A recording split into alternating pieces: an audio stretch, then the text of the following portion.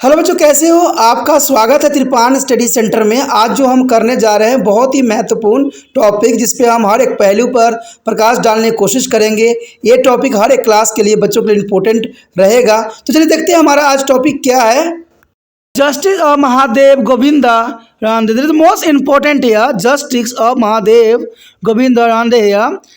Justice Mahadev Govinda Ranade is establish a Poona सार्वजनिक सभा। There is a Pune Sarvajanik Sabha and there is a Prarthana Samaj.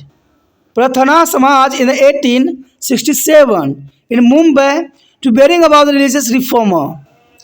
And if the South to be remove caste restriction, abolish of child marriage, the saving of widows' heads, they heavier cost of marriage and the other social function. Encourage education of women and promote to with the remarriage. Like a Brahmo Samaj, it advocates there is a worship of one God. It is a constituted all idolatries and the domination of their precisely is a caste religious matter. He introduced a vernacular language in the universities and curriculum which is a made higher education accessible to be India. He attempted to be reform the religion of traditional in the society and without destroying their social atmosphere of India as a rich cultural heritage.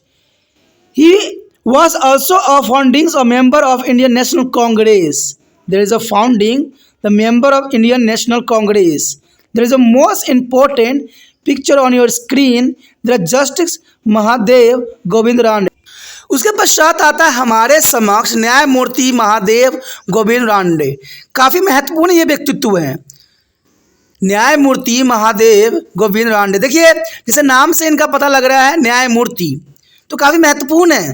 न्यायमूर्ति महादेव गोविंद रानडे ने पुणे में सार्वजनिक सभा की तथा 1867 में मुंबई में जो है प्रार्थना सभा के धार्मिक सुधार लाने के लिए स्थापना किया।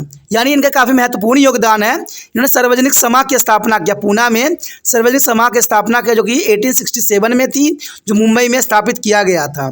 और ये एक तरह के समाज सुधार के लाने के लिए स्थापना की गई थी। जाति में प्रतिबंध को हटाने और बाल विवाह को समाप्त करने के लिए एवं विधवाओं को बाल कटवाना, विवाह तथा अन्य सामाजिक कार्य में लगाने वाली भारी लागत, महिलाओं की शिक्षा को प्रोत्साहित करने तथा विधवा विवाह आदि के लिए कार्य किया। यानी इनका कार्य जो है भुलाया नहीं जा सकता। इन्होंने बहुत काफ़ी महत्वपूर्ण योगदान दिया। भारतीय समाज के समान एक ईश्वर की पूजा की वकालत भी की उन्होंने मूर्ति पूजा तथा धार्मिक मामलों में पुरोहित जाति के विश्व की निंदा भी की। तो ये काफ़ी महत्वपूर्ण थे। आपके समक्ष जो तस्वीर दिख रहा है वो न्यायमूर्ति महादेव गोविंद रानडे जी की है, जिन्होंने महत्वपूर्ण योगदान दिया समाज में बाल विवाह के अंतर्गत, बाल कटवाने के लिए और विवाह के अंतर्गत, यानी विधवाओं को उसमें बाल काट दी जाती थी, तो इनके ऊपर उन्होंने जो है खूब जोर जो है विरोध किया। देखा जाए तो भारतीय समाज के समान एक ईश्वर की पूजा की वकालत भी की। इन्होंने जो है समाज में भारतीय समाज के समान एक ईश्वर की पूजा की वकालत की, क्योंकि कहते हैं ईश्वर एक है और एक से कभी दो नहीं हो सकता है। ईश्वर किसी का भी, देखिए कहते धर्म अलग है लेकिन ईश्वर एक ही होता है। वो सर्वशक्तिमान है, वो सब कुछ जानता है। उन्होंने मूर्ति पूजा तथा धार्मिक मामलों में पुरोहित जातियों के वर्चस्व की निंदा की, क्योंकि उनका विचार था कि धार्मिक और मूर्ति पूजा में जो है पुरोहितों का जो है वर्चस्व नहीं होना चाहिए। और उन्होंने विश्वविद्यालय में स्थानीय भाषा में पाठ्यक्रम की शुरुआत भी की, जिससे उच्च शिक्षा हर जातियों और भारतीयों के लिए सुलभ हो जाए। यानी इन्होंने बहुत काफ़ी महत्वपूर्ण योगदान दिया कि विश्वविद्यालय में स्थानीय भाषा में पाठ्यक्रम की शुरुआत की, जिससे उच्च शिक्षा हर भारतीयों के लिए सुलभ हो जाए।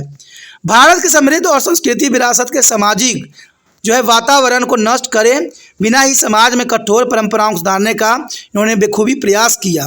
वो भारतीय अंग्रेजों के स्थापक सदस्य भी थे। यानी देखा जाए तो काफ़ी महत्वपूर्ण बात है कि वो भारतीय राष्ट्रीय कांग्रेस के स्थापक भी थे, और ये बहुत महत्वपूर्ण बात इनको बना देता है।